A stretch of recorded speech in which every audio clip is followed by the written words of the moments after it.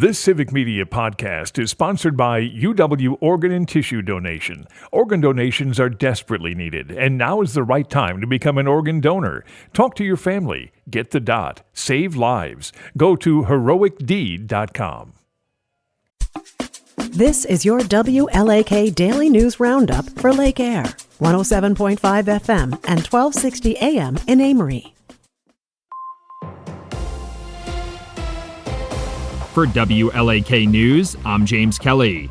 The Wisconsin Department of Justice is investigating an officer-involved shooting in Burnett County. According to law enforcement authorities, the shooting occurred on Monday night just before 6 p.m. The St. Croix Tribal Police Department responded to a domestic call on Eagle Feather Drive and arrived to find the alleged suspect with a knife. The suspect was shot one time by the responding officers and was airlifted to a Minnesota hospital for treatment. Officials say the involved officers were wearing body cameras at the time.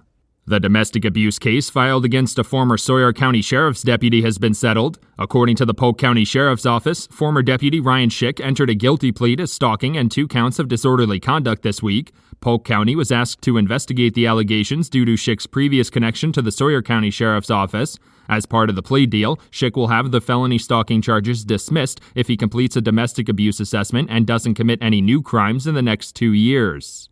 Wisconsin Governor Tony Evers and the Housing and Economic Development Authority have announced new funding to develop nearly 500 housing units across the state. According to a press release, the funding is provided by the 2023 to 2025 biennial budget to expand access to safe and affordable housing in the state. A Sawyer County development is among the funding recipients, with Impact Hayward Homes eligible for a $400,000 loan to support infrastructure upgrades at their 40-unit workforce housing development.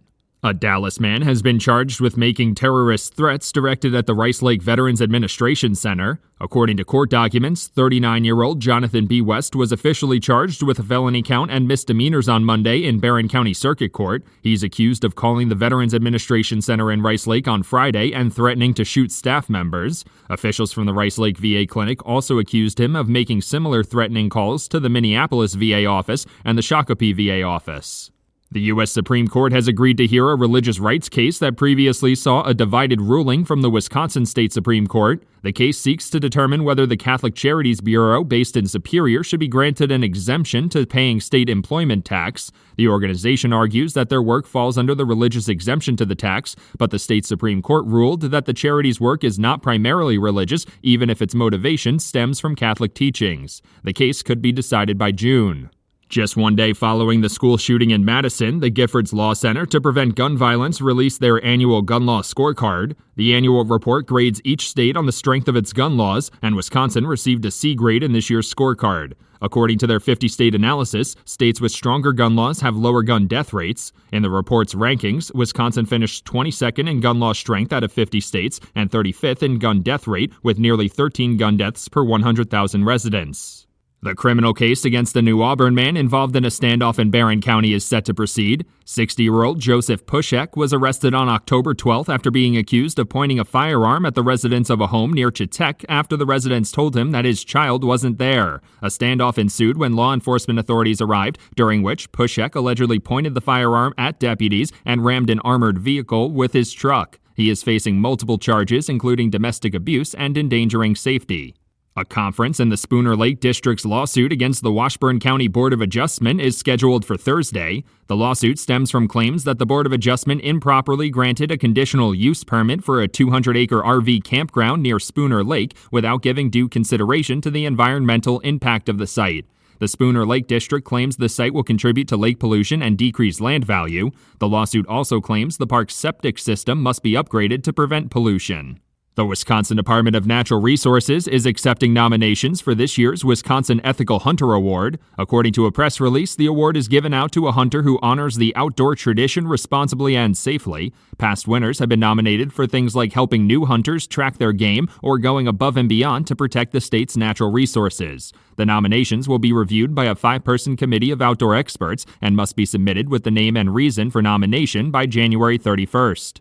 Wisconsin residents who still have a landline through AT&T will soon have to plan a change. Company officials say they're planning to discontinue their landline service in Wisconsin and other states by 2029. According to their data, about 5% of their residential customers still use a landline connected through copper technology, which they say is too susceptible to water damage and the wiring is more likely to be stolen. The company has introduced an alternative service that functions like a landline but runs over wireless networks.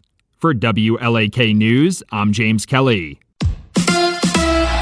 The Bucks win the NBA Cup. Hi, I'm Mike Clemens with sports. The Bucks, with a strong second half, beat the Oklahoma City Thunder by 16 points. The final 97-81. Bucks owner Wes Edens was there in Las Vegas with the team to accept the NBA Cup trophy. It is so sweet and it's so great to be here. You know, last year it all happened kind of fast. We were very happy to be here. This year when they came in, they were here to do the business, finish the job, and they did it tonight. Giannis blocking shots, passing the ball, finished with 26 points, and named the tournament's MVP.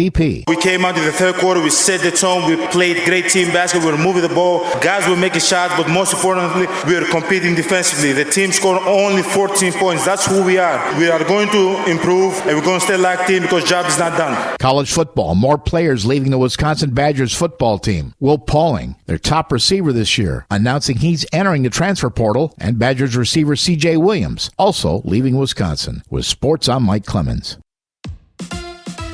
On your entertainment beat, I'm Pete Schwaba. Although fans may have been disappointed with the supposed finale of Yellowstone, the show did draw good viewership. Variety reports that Yellowstone pulled in 11.5 million viewers for the series finale, making it the most watched episode in series history, according to the Paramount Network. The network reported that the season 5 premiere pulled in 16.5 million viewers, but across multiple platforms. Either way, the numbers suggest many more spin-offs. The Boys has started shooting season 5 and promises more outrageous plot lines and behavior. Series creator and executive producer Eric Kripke says that main character Homelander, played by Anthony Starr, will be all trauma, and that the character might also get a spin-off series. This will be the final season of The Boys, and if you're interested in seeing what you've been missing, check out the previous 4 seasons on Amazon Prime and prepare for a wild ride. If you're looking for a new show to binge, here's one of Pete's picks. I highly recommend The Day of the Jackal on Peacock. I just finished the series, and it didn't disappoint. The show stars Eddie Redmayne as the Jackal and Lashana Lynch as a detective chasing him across Europe. The show does not conform to stereotypical norms when it comes to likability for its characters, which is refreshing. Both lead characters are interesting, and the first season ends unapologetically and a bit shockingly. The table is set perfectly for season 2. Highly recommend. Even though Wicked is still in theaters and will continue raking in the big bucks through the holidays, there is already buzz about Wicked 2 and its title. The sequel has been named Wicked for Good. The title was revealed by Cynthia Erivo and Ariana Grande, who spilled the beans on their social media platforms. The film has already been shot, but Wicked fans will have to pace themselves. It doesn't open in theaters until next November. If you're a fan of the shows Baby Reindeer or Stranger Things, you might be interested in a new show that is being developed at Netflix. The Duffer Brothers, who created Stranger Things, and Veronica Tofilska, who created Baby Reindeer, are teaming up for a new show called Something Very Bad Is Going to Happen. The episodic horror series will star Camilla Morrone and Adam DeMarco. If you're looking for a can't-miss film to watch over the holidays, it's probably not Netflix's new Carry On. Having said that, it is available from the comfort of your chair and is nonstop. If you can look past some plot logic, you'll probably be entertained, as there is good action and it does move along nicely. The film stars Taron Egerton as a TSA agent who is being controlled by a terrorist organization led by Jason Bateman, who gets to show his incredible range as an actor. The film Carry On got an 80% fresh rating on Rotten Tomatoes, but only 60% of audiences liked it. I am definitely in the 40%, but check it out for yourself. Good premise, not so great execution. For more showbiz fun, tune into Nightlight with me, Pete Schwaba, weeknights from 6 to 8 p.m. on the Civic Media Radio Network. We have some snow on the way late tonight and through much of the day tomorrow. We could end up with around 2 to 4 inches of accumulation by the time it all winds down late tomorrow. Today, though, partly cloudy with a high in the mid to upper 20s. Tonight, clouds increasing into the teens. Snow tomorrow with a high in the mid to upper 20s. I'm meteorologist Sean Cable.